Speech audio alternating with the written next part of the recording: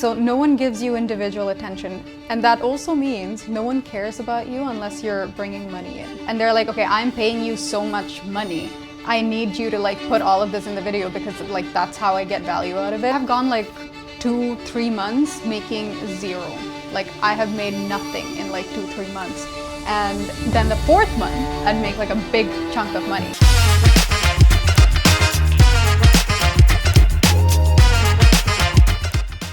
Hello and welcome to Payit Lounge. I'm Anchal and today we have an amazing person joining us. Please welcome the Mariam George. Thank you. The D matters. She's a digital creator, an entrepreneur, and someone who's really hardworking and we all know and love. Hi Mariam, how are you? Good, you've really hyped me up, so I have a good ego boost right now. I'm good, how are you? All good. How's everything? Good. It's just a very busy weekend this week, so yeah, that's pretty much. How is the content creation part going on? But before all of that, I just want to begin by understanding how is it that the part of content creation, I'm sure you started probably as a side hobby or something that turned out to be your full-time profession. I started making like YouTube videos when I was 8. So it's just, I was always a girl in school where the teachers are like, you know, there's no point studying, go do your makeup and your fashion and all of that. Like, why are you trying to get grades at this point? So it started off as it's something that I've done ever since I was young. But when I got into college, which was Christ University in Bangalore, is when I was like, okay, I need to get out of this. Like, I don't want to follow the path of like, getting a degree, getting a job, and all of that, because I feel like that university made me feel so controlled. Like I had to stick to a certain schedule, I had to wear certain clothes like kurtis and stuff. So I was like, I need to get rid of like this control that people have over me and have like build a life that I'm in control of. And one of the ways that I could do that is by content creation. But I mean, that's one way. Now we know that can exist as a profession, right? Yeah. Earlier back in the day, did you have the clarity that this could become something that you would do full time and actually make money out of it? I mean, when I started doing it like vigorously, I did want it to be something that I did full time, because of course, like we've all seen a lot of creators like YouTubers, Liza Koshy, Lily Singh, Zoella, like these are people that I used to watch who've made a living out of just making videos. So I wanted to be like them, you know? So I started off on YouTube for like 6 months. Like I was consistently posting, like spending 7 to 8 hours of my day like editing videos and scripting and stuff, and it never worked out. So I gave up, and around that time TikTok was just happening. So I was like, you know what, let me just try this. And then that's when it started. Like it became, I think I made like a career out of it. It became structured a little bit more. I think maybe 2 or 3 months into starting TikTok. Into TikTok. Yeah. Maybe let's try to understand a little bit more about the geographics and where you have been and how it has shaped in different parts of the world that you've been through. Yeah, so I grew up in Dubai. Okay, which is obviously like the most comfortable place to live in. Like you're in a bubble. So when I went to India for college, I never actually wanted to go to India for college. It's just my parents were like, because it's cheap. So they were like, it's either you stay in Dubai or you stay in India. So I'm like, well, I need to get out of the house. Like I want to be doing things that I'm not supposed to be doing as an 18-year-old. So I'm gonna leave and I'm gonna go to India. But India it really shaped me in terms of like just dealing with people, number one, because I've always been in an environment where I've never, I like this is gonna sound a little stuck up actually, but I've never had issues making friends post 6th grade, because before 6th grade I was fat, so people believed me. And then after 6th grade, like I lost a little bit of weight, and it was just not, it no longer was hard for me to make friends. But in Bangalore it was, like in university it was, because everyone's older, you know, you're more likely to like judge. And the thing is, when you go to university, a lot of people come in like pre-existing groups, you know, so for me to like introduce myself and get into these friend groups, it was a little hard. So And also considering that you were the NRI for them. Exactly. Being an NRI was a whole different thing because they're just like, oh, she grew up in Dubai, she probably has money. She does not have real problems. Yeah, that like none of that is true. Like I at one point I remember I had 700 rupees left for the month from like what my parents used to send me, and I was eating cup noodles every night, and I was like I think that was like the most like broke I have ever felt in my life, and I was like some grass. I would have just eaten air at that point. Like, it was really bad. So but that experience also shaped a lot because I was like that was very motivating because I was like I don't want to depend on my parents like sending me an allowance every month. And also when you're living away, you know that the parents have invested so much emotionally, financially, exactly. Everything. You don't want to share your problems, and you feel like I don't want to give them one more issue to deal with. I'd rather take it up upon myself. Yeah, exactly. Not just that, it just made me feel like again I was under their control. Yeah. You know, like it's just the entire thing was just about control, and I feel like all my life, like I've been controlled one way or the other, which honestly like got me in relationships where I was in control. I was under control as well. So I think it just like when I was in university, it just got to a point where I was like, I no longer want to be controlled by my parents, by the university that I'm in, or anything for that matter. Like, and I don't want to work a job where I'm under someone's control either. So that's when I was like, okay, like I need to somehow try and build like a system or a career or life that's entirely under my control, like a schedule that's up to me. I decide when I work, I decide when I don't, and stuff like that. And that was all because of Bangalore. Like the Christ rules broke me. That shaped me to the woman I am today. I was like, I am never doing this again. Okay, coming back to understanding you a little bit, do you have siblings? Yeah, I have a younger brother. You have it. Yeah. So you also had the elder sister syndrome where you had to 100%. be the first one who could walk so they could run. Yeah, So I did. Yeah. Yeah, my parents were like initially very strict, you know, with like no boyfriends or like don't wear sleeveless, and of course do not be an influencer, get your degree. Real job. Yeah, real job. But yeah, like I broke through all of that. So now my brother, he's just I don't even know what he's doing. I don't think he knows what he wants to do. Like he's just trying out different things, but there's no pressure on him. Yeah. The way there was pressure on me when I was young, and I'm sure. I'm gonna fully take credit for that. I did that. You should. You definitely should. Coming back to understanding how content creation is a real job, I want you to throw some light on how does it function here in Dubai, how it has been, how the back end and the front end works, what all things or challenges that you deal with now that with the license and permits that have been mandated by January 2026. I want you to know your perspective on it. Okay. How is it going to change for a lot of content creators coming? So so I feel like when you first start off as a content creator, it doesn't really feel like a real job until you blow up and you get the engagement, you get brand deals and stuff. So when that happens, there's a lot of like segments to it, right? Like there's one where you have to script your videos and you have to strategize your content. There's another aspect of it where you have to deal with brands, like where negotiating comes in, contracts come in, invoices come in. Like these are new things that you need to learn, admin stuff, right? Yeah. And then there's another side of it where it's like the PR, you know, like how you want to represent, just the branding as a whole is also another thing. So it's like imagine running like a marketing agency, but it's all done by like one person. Yeah. So that's just the structure of like being a content creator. And in Dubai, it's initially like before it wasn't. You didn't need a license. You didn't need anything to be a content creator. But now you do. You need a license and you need a permit. But it's not that hard to get. Like I got my license in 15 minutes at DED Cafe. Yeah. Okay.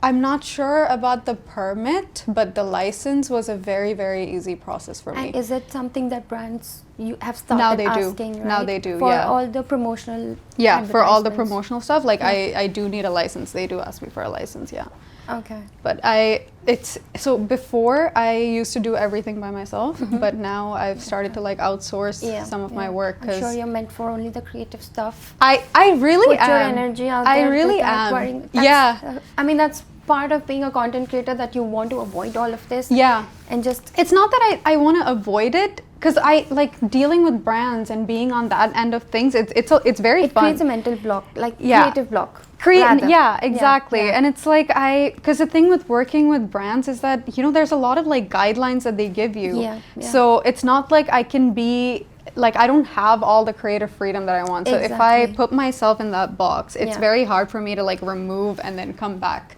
to my own like creative content.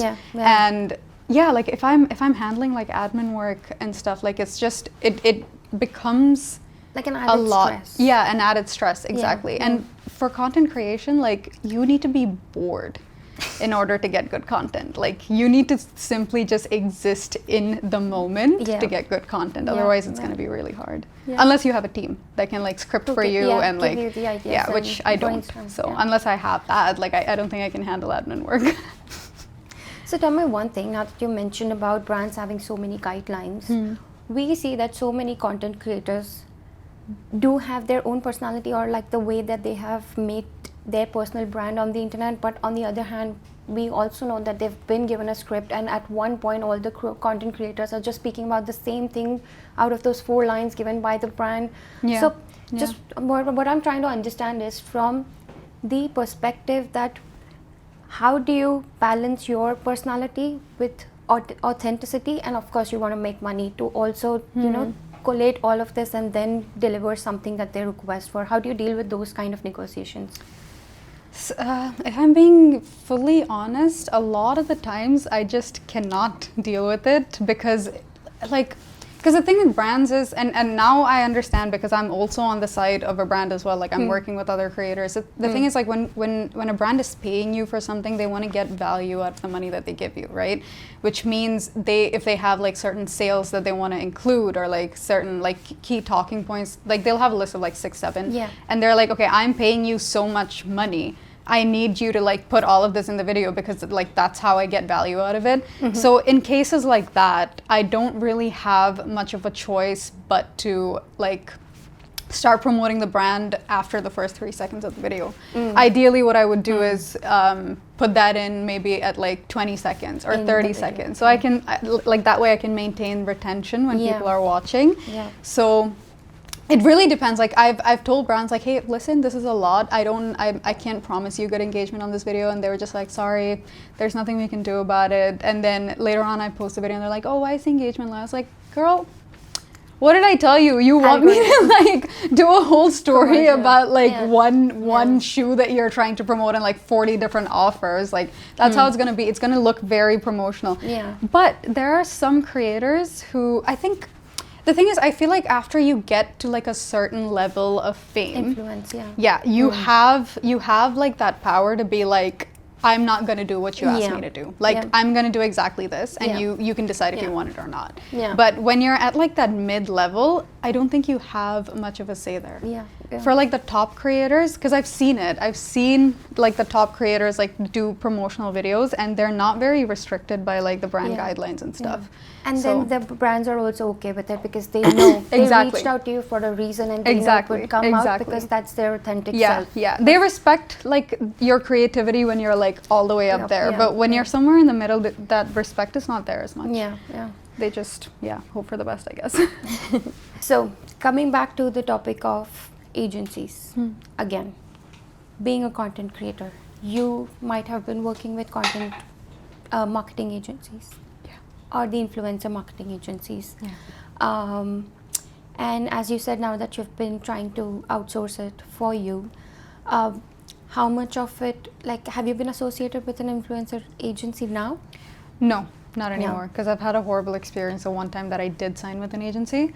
That's more. Yeah, so it was, I mean, like no names, but I've noticed that with agencies, they don't really, the thing is, first of all, they have a lot of creators under their roster, right? So no one gives you individual attention. And that also means no one cares about you unless you're bringing money in, right? And that is just a very, like that's very toxic for me as well, because the thing is, a lot of these agencies, they take 20% cut, right? And the 20% that they take is usually signed as an exclusive deal, which means even the relationships that I've built with brands prior to signing with this agency, they would take 20% cut off, which just doesn't make sense, because I have built this whole list of clients before I signed with you. How can you just take 20% from that? You're not helping me in any other aspect. You're not creating scripts for me, or like helping me build a strategy for my content or anything. Like I literally all that you want from me is the 20% cut for like brand deals that you close.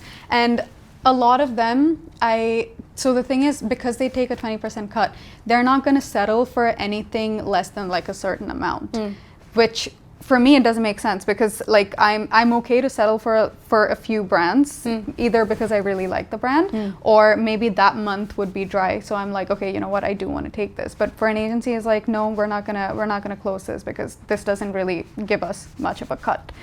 So that is just that doesn't make sense to me, because it's like, you don't deserve all of that money. You're like, this is my work, this is my effort. Unless you're putting more into it, like it doesn't make sense for me to give you a 20% cut. So I was signed with this agency for like a year, and then after that, and they were India based, okay? So they're not very good with dealing in dollars or with clients that are like based abroad.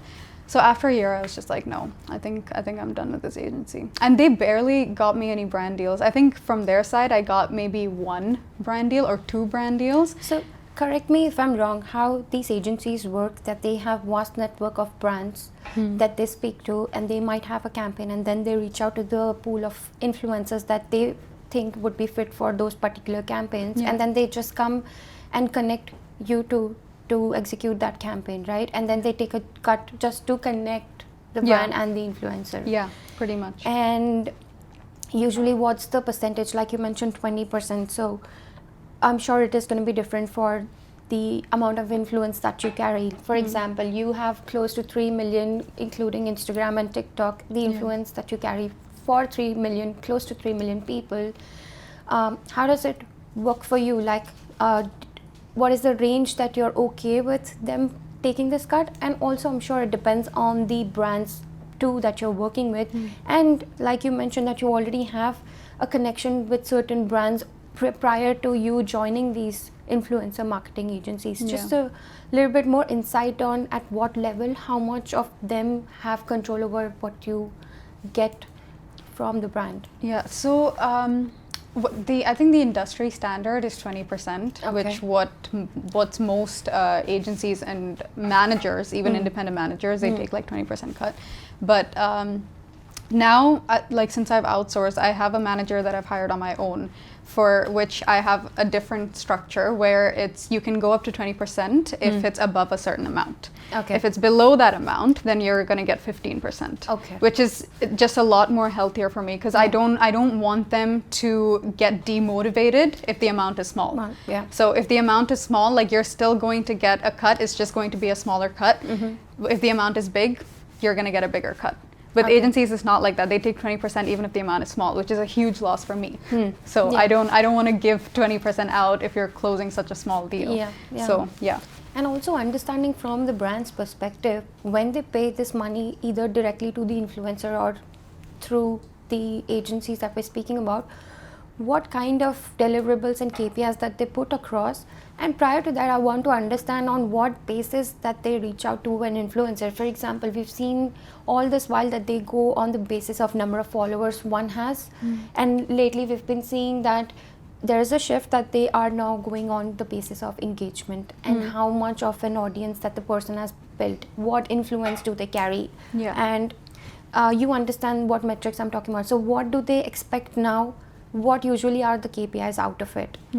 I think, a lot of brands are going for engagement now, but I've also noticed that it's also just the branding as a whole. Like, so even for Faked It, when we're working with other influencers, we don't just, like, engagement rate is fine, but especially when you're working with like smaller creators, maybe with like 5,000 or 10,000 followers, like I need to see where do they go out to eat? Like, what clothes do they wear? Where do they shop from?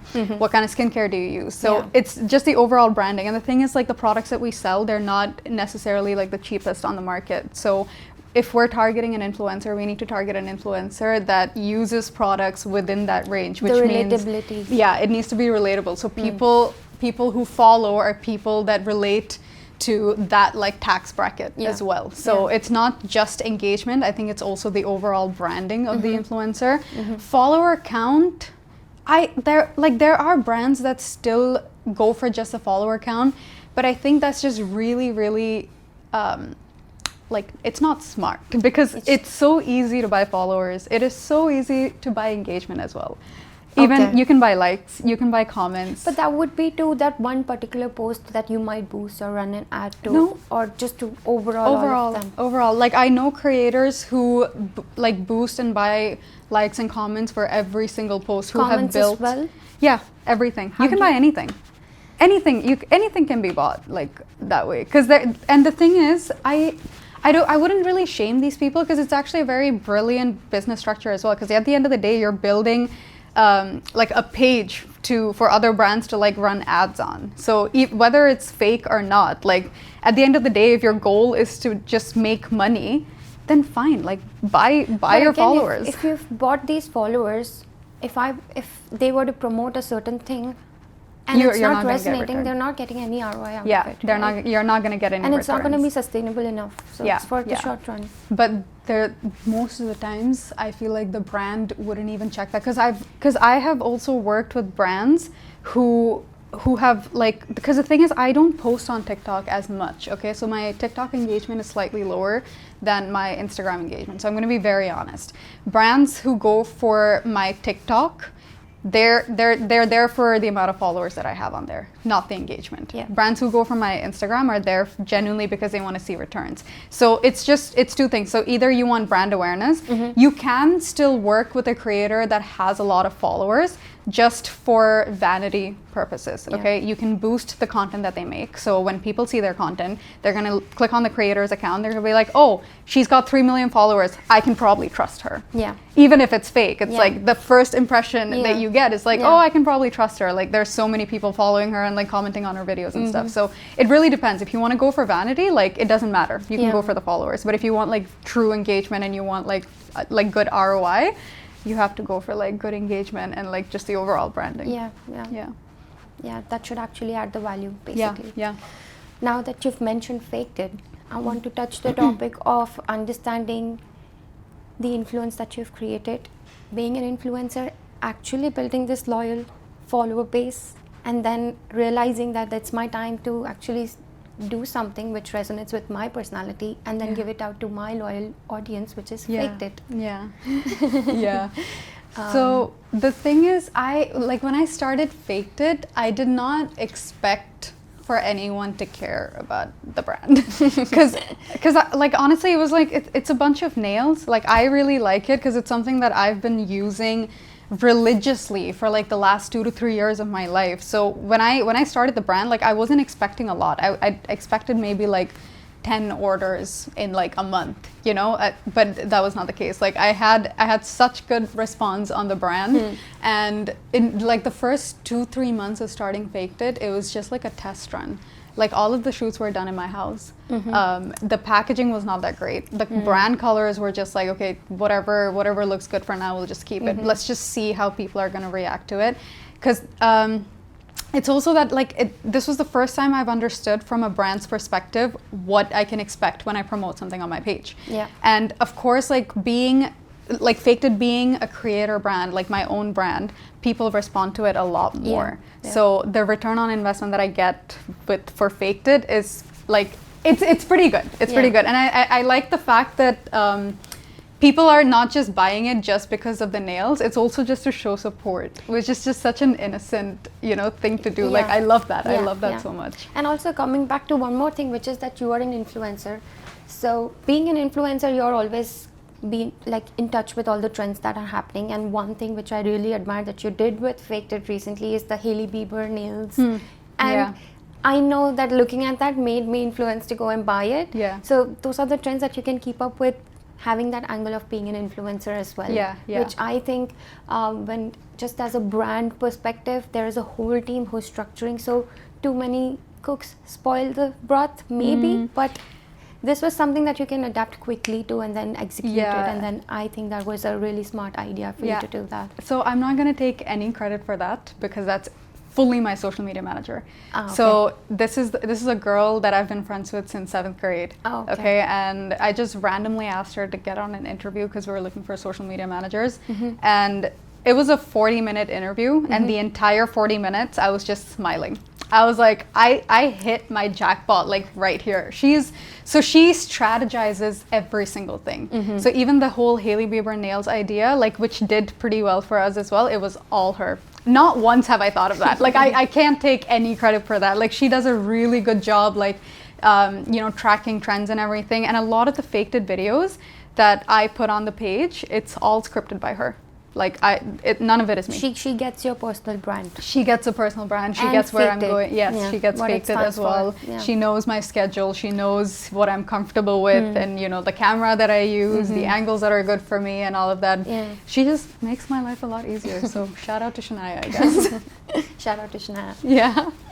So, one very interesting thing which you as influencer would be able to address is the money part, and how being in this, you may get a lot of brand deals in 1 month, you may not get, like you mentioned, that there are days when you would rather go with the idea that the influencer agency has to share, or sometimes you can negotiate with it. So just wanted to understand from the point of view of how do you deal with the instability of the money that is coming, being an influencer. Having an inconsistent income is pretty stressful, I would say, because I have gone like 2-3 months making zero. Like, I have made nothing in like 2-3 months, and then the 4th month I'd make like a big chunk of money. So how I've managed to deal with that is every 6 months, like, I track how much I've made, and like I do my budgeting and my finances like every 6 months or every year. And then, so like, say in Jan, Feb, March, I made nothing. April, May, June, I made like 50,000 dirhams. And then it's like, okay, in 6 months I've made 50,000 dirhams. So that's how I will budget it. But it is really hard, because the thing is, another thing that I actually want to say is, I've never had a credit card. Okay, because I'm like technically unemployed, right? So I can't have a credit card and stuff like that. So for me to do like monthly payments and stuff, like even if I were to get like a car loan and pay for a car monthly, it's very stressful, because I'm like, there are certain months where I just don't make anything. So the months that I do make money, it goes into my savings. So whatever it is that I need to pay for, I pull out from my savings. So I don't have the structure that most people do, where it's like, okay, your salary comes in at the end of this month. 80% of it you save, 10% goes into like expenses, and then the other 10% like you spend on like whatever you want.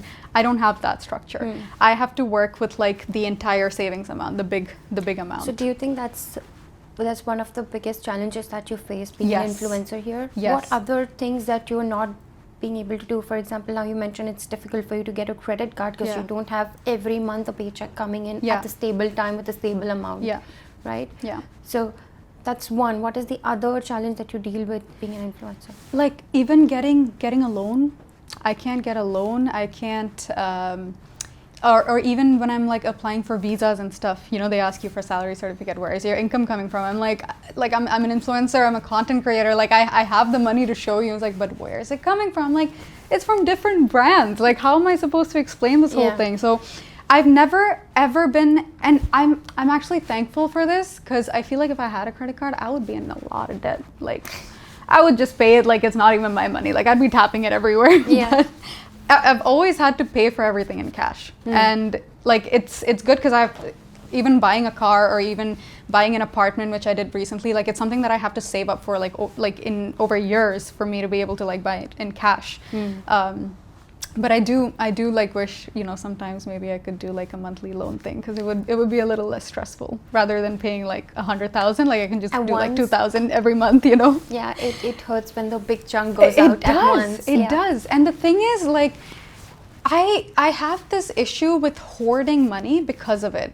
Like, no amount of money ever feels like it's enough, because when it goes out in chunks. Yeah. It doesn't go out in like small accounts. So even like paying for rent, right? It's like a big check that I have to pay. It's a huge amount that I have to pay, either in like one check or two checks. Yeah. So it's like like I need to keep hoarding money, and it never feels like it's enough, because it's like if I do want to get something later, like if I need to get a new car, if I crash my car and I need to get a new car, I need to make sure that I have this amount in my account at all times as an emergency fund. Yeah. Because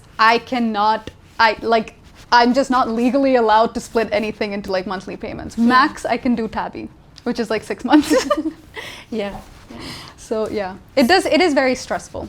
It makes me constantly feel like no amount of money is ever going to be enough. Yeah. So on the same lines, I want to understand, what do your parents think about the same? How you were born here, then you went to Bangalore to study. Now that you're here back again, living on your own, doing your own things, managing your own money, how do they see you now? So initially, of course, being brown parents, the concern that they had was like, the money is going to be inconsistent. Like, it's not a stable income, it's not a stable job. But did they agree for this career in the first place? No, I ran away from home twice No to way. fight for it. Yeah. Tell us more for like a about day, and then I came back because I was like, I need food, and I don't have money in my account, so like I'm back. But they get the point. Now they do, because they've seen the checks that come in, and they've seen what I've paid for in cash. So like now there's a lot of respect for what I do. Yeah. Now they understand what I do as well, and they fully support it, because they see that, okay, even though it's inconsistent, even though I can't get a credit card or a loan, like I'm managing it somehow, one way or the other. And even living alone, like that was also very, very scary for me, because my income is inconsistent.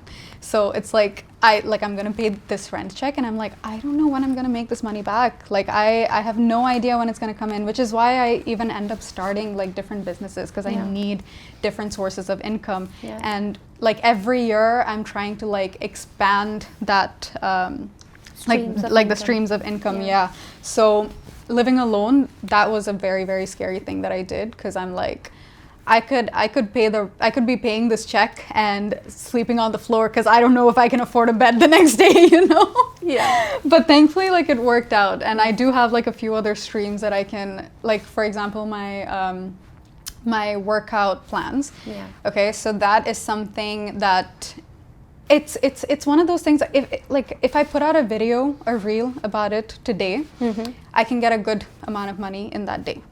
So if I ever need money, emergency money, I can always just put out a video to do that.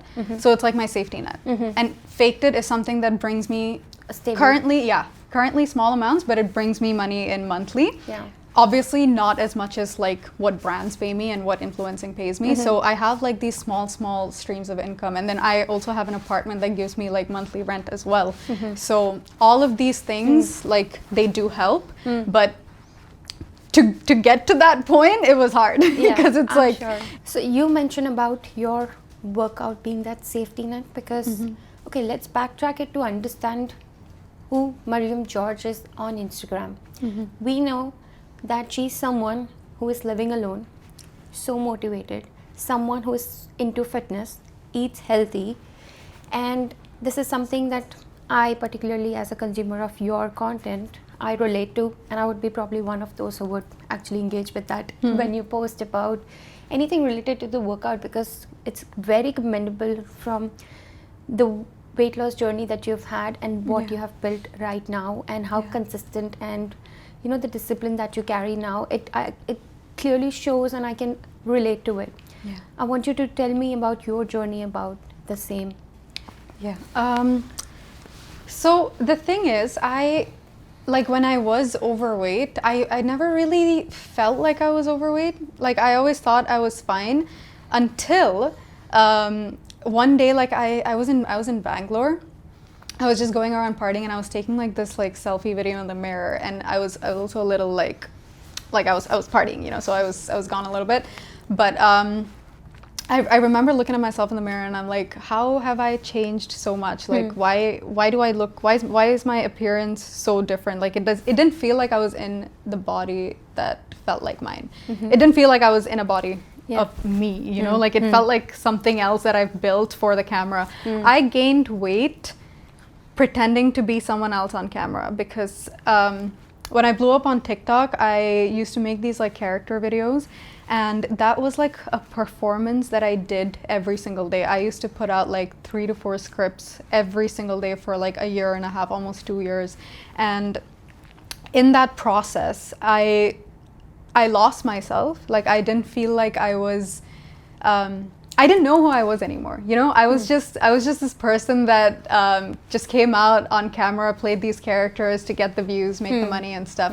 And that made me gain a lot of weight because I lost touch with my body completely. I had no goals about like what how healthy I wanted to be or how I wanted to look, none of that. I used to change my hair color every 1 million followers or 500K followers just so I can get the engagement. Like I used to do whatever it took to my body in order to get the engagement. And one day, like it just came crashing down. Like I looked at myself and I was like, what am I doing? Like this is not me. So I was like, okay, you know what? I'm gonna start like going to the gym, but not vigorously. I just wanna, cause my goal wasn't to lose weight ever. My goal was to just make fitness a part of my lifestyle. Like I want it to be a habit more than see results from it. Because the thing with fitness is that when you're trying to lose weight, it's gonna take you a very long time. Yeah. If you're focused on the goal of losing weight, it's going to demotivate you. Because you're gonna hit the gym for a week and you're gonna be like, where are my abs? Why do my legs not look skinnier? Like why is my waist the same? And that is going to make you stop going to the gym eventually. Like that's the truth of it. So you can set your goal for whatever it is, weight loss or gaining muscle mass and stuff like that. Set it and then just forget about it. Focus on just making it a part of your lifestyle. Consistency is key when it comes to like weight loss.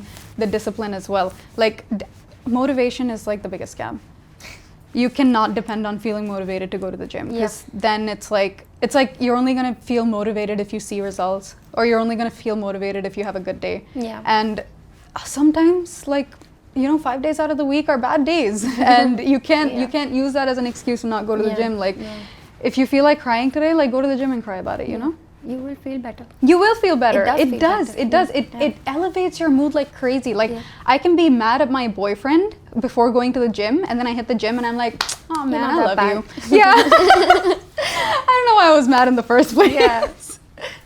It releases a lot of stress. It releases a lot of tension. And the thing is, like with weight loss, I don't know if a lot of people would agree to it, but it helps release a lot of insecurities that you've had.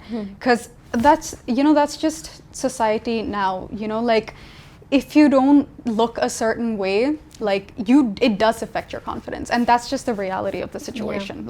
Not just because of like how you look, it's also unhealthy to be overweight and stuff. So in a way it does build insecurity when you're overweight. So when you lose all of that weight, it's like the confidence just like pours back in. Once you're happy being in the body that you have built with hard work, and you feel it. Exactly. You wear the clothes that you wanted to wear, you look exactly how you want to look. Like it's the same concept as wearing makeup. It's just a lot more harder than just wearing makeup. Like you mentioned, it should be something that you do every day without even thinking about it. It's like you brushing your teeth. It should be just part of your habits and non-negotiable. And same goes with, I guess, the eating habits, the healthy eating. I think that contributes a lot towards it, and that requires a lot of discipline as well. The thing with like eating unhealthy is that it's just that momentary satisfaction, because you know how you can binge eat like burger and fries, and then after that you're hit with this lethargy. And then you go about drinking Diet Coke and feel healthy about it. Exactly. And the thing is, like, okay, we enjoy the meal, but we know we're not supposed to have it because everyone says it's unhealthy. So we try to avoid it as much as we can, which will eventually just make you really unhappy in your journey. So if you're someone, because for me, I don't have a sweet tooth, I have a salty tooth. I love chips, I love fries, I love anything that's fried. So I've never, like, even when I started my fitness journey, I have never told myself, oh, I'm gonna cut this out. I was never planning on cutting this out. Like, I have surrendered to myself. Like, I know I can't do it, so I'm gonna work around it. So now I just include it in moderation with every meal that I have. Exactly, portion control. Like 80% of my meal is healthy, 20% will probably be a little bit unhealthy, and that's fine, it's balanced. balance is key. Like balance will save you a lot of Yeah. stress when it comes to your fitness journey. Yeah. Well, those are great insights. I think we should all build a habit and have the balance. Like you said, balance is the key. But again, I want to understand from the perspective that being an influencer is something that is not perceived still as something which requires a lot more effort, energy, time. I want to understand what are the bad sides or the negative sides of being an influencer generally. Okay. So the only like negative thing that I can think of is like last year I went through like a bad time in my personal life, and while I was going through this, I had a lot of commitments with brands, okay, a lot of contracts that were signed. And I was left with no choice but to turn on the camera, put on a smile, and be the person that people want to see on camera.